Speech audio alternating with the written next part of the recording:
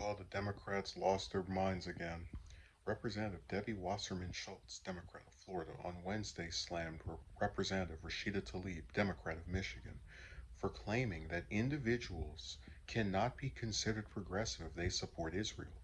In remarks at an American Muslims for Palestine event on Tuesday, Tlaib, who is Palestinian American, spoke out against the apartheid government of Israel before vowing to push back on the idea that individuals can be progressive and pro Israel. I warn you all to know that among progressives, it has become clear that you cannot claim to hold progressive values yet back Israel's apartheid government, and we will continue to push back and not accept this idea that you are progressive except for Philistine any longer, Tlaib said. Wasserman Schultz denounced Tlaib's comments, labeling them anti Semitic and arguing that progressivism and support for Israel are not mutually exclusive.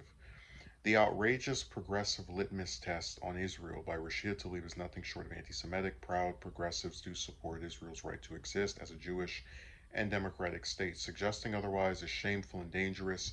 Divisive rhetoric does not lead to peace, she wrote on Twitter.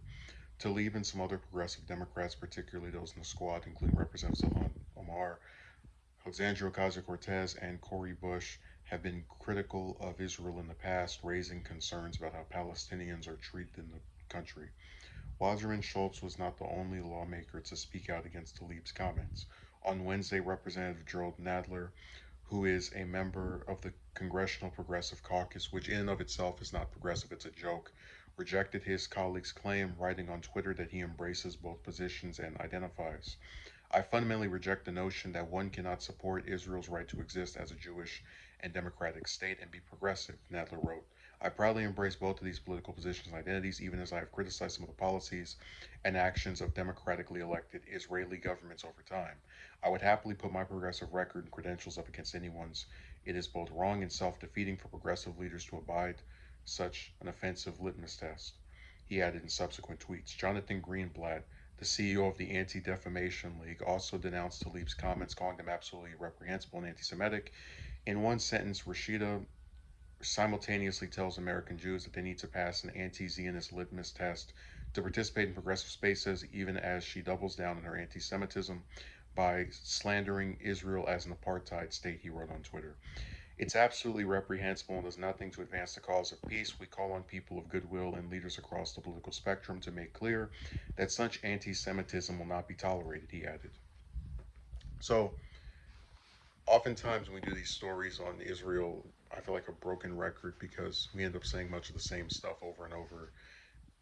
Tlaib was referring to the belief among progressives that if you support human rights, if you support people being treated fairly, you cannot back a government that routinely treats people that it governs, referring to the Palestinians, in a manner that is inhumane. Um, she said nothing about Jewish people or the religion of Judaism, so her criticisms have nothing to do with the people in that government happening to be Jewish.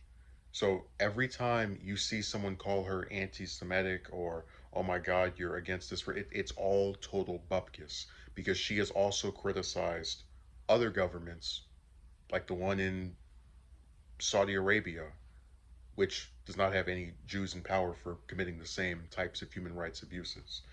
Um, and I thought for a second when I started to read these comments by these other people, because I often say sometimes there are good um, faithful, good faith pushbacks on certain things that people you might like have to say. You know, there might be someone who disagrees, but it's not from some perspective of a genuine attempt to misrepresent what someone is saying. All three of these comments that they put in this article in response to what she said are that way. They're all attempting to misrepresent, mischaracterize, and flat out lie about the content of what she stated. When you have Nadler say, he rejects the notion that one cannot support Israel's right to exist as a Jewish and democratic state. No one, nothing in Tlaib's comment had anything to do with being against the Israeli government or against Israel, uh, because of Jewish people or their government being a Democrat. So you see how already in that one first response by him, complete mischaracterization. Um, God, they're just such a group of.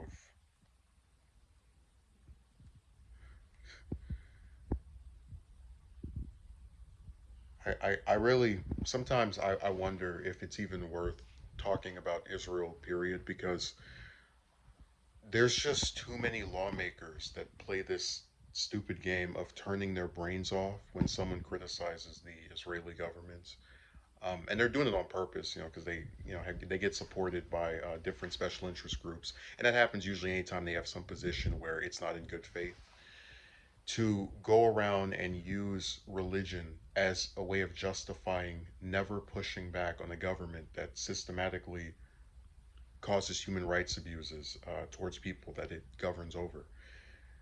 But what's so comedic to me is that they can take this one comment by her about not supporting a government that commits human rights abuses and then morph it into this attack on Jewish people or questioning Israel's right to exist. When she says you can't be progressive and support that government, she is referring to its human rights abuses, not supporting its right to exist.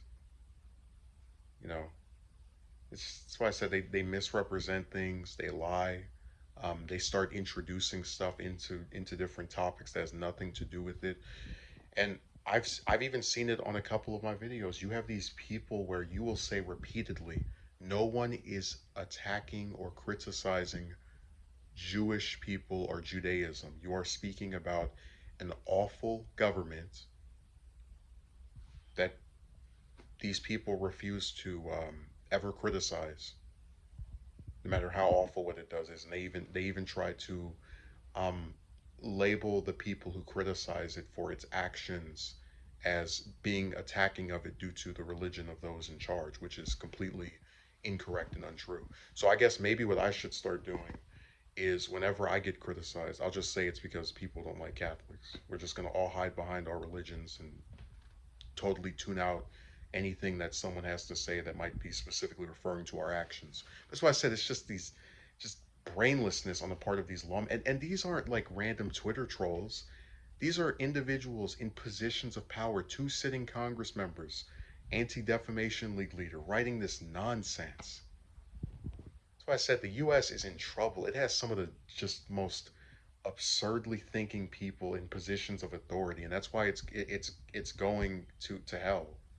Um, and I'm not talking about down there. I'm just in the metaphorical sense of declining in quality. That's what the U.S. is doing because we have people who don't think before they type, and who purposely try to trick others with misinformation and misrepresentations, as you saw in three responses to what Tlaib said.